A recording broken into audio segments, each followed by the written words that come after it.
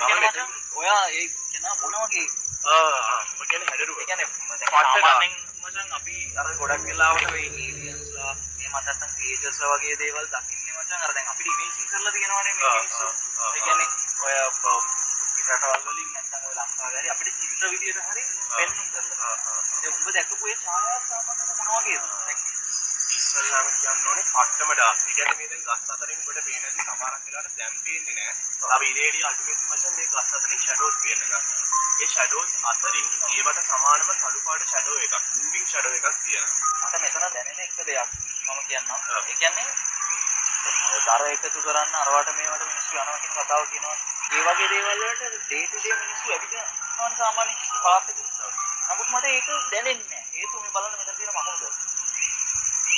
ඒ සාමාන්‍යයෙන් ඔය වගේ දේවල් නැති වෙනවනේ මිනිස්සුන්ට කිසිම ඒ ඇවිදින ගමන් යනවා නම් ඒ ඒරියා එකේම මකුළු දැල් වගේ දේවල් තියෙන විදියක් නැහැ. දැන් අර උඹ කියනා වගේ එහෙම කවුරු හරි ටෙලිපෝට් වෙන දෙයක් කරනවා නම්